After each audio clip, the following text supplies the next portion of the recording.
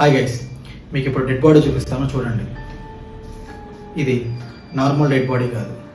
1991లో ఈ dead body దొరికింది. Italy బార్డర్లోని Alps అనే మంచు పర్వతాల్లో ఈ బాడీ దొరికింది. ఇది ట్రెక్కింగ్కి వెళ్తున్నప్పుడు దూరంగా వీళ్ళకి ఈ బాడీ కనిపించింది. ఏంటా అని దగ్గరికి వెళ్ళి చూస్తే ఇది ఒక మనిషి డెడ్ బాడీ. అక్కడున్న లోకల్స్ ఎవరైతే ఉన్నారో వాళ్ళందరినీ పిలిచి బాడీ చూపించారు. ఎవరు ఈ బాడీని గుర్తుపట్టలేకపోయారు.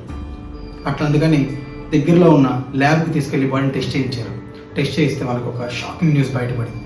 అదేంటంటే ఈ బాడీ ఇప్పటిది కాదు, 5300 సంవత్సరాల క్రితం డెడ్ బాడీ ఇది.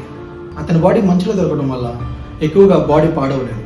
అతని దగ్గర ఒక ఇనుప గొడ్డలి, మంట వెలిగించుకోవడానికి కొన్ని టూల్స్ మరియు ఒక లెదర్ సంచి దొరికినాయి. అటాప్సీ తర్వాత సైంటిస్టులు ఏం చెప్పారంటే అతను చనిపోవడానికి కారణం తల మీద గట్టి గాయం తగిలిందని, అట్లాగే తన భుజం మీద బాణంతో ఎవరో పొడిచిన గుర్తులుని అని చెప్పారు. తన బాడీ మీద 60 టాటూలు పైగా ఉన్నాయి. అతను చనిపోయే ముందు wheat grains and deer meat తిన్నట్టు అటాప్సీ రిపోర్ట్లో తెలిసింది.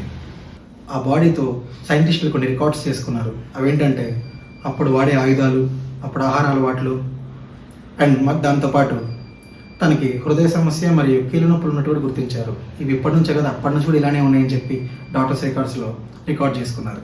ఇతని బాడీ మీరు కూడా చూడాలి అనుకుంటే ఇప్పటికీ బాడీ ఇంకా ఉంది. ఇటలీలోని సౌత్ ట్రియోల్ అనే మ్యూజియంలో ఈ బాడీ ఇప్పటికీ -6 ఉంచారు. ఒక డెడ్ బాడీ వెనుక ఇంత హిస్టరీ ఉంది. ఇట్లాంటి కంటెంట్ కోసం మన ఛానల్ని ఫాలో చేయండి, కొంచెం సపోర్ట్ చేయండి. బాయ్ గైస్, నెక్స్ట్ వీడియోలో కలుద్దాం.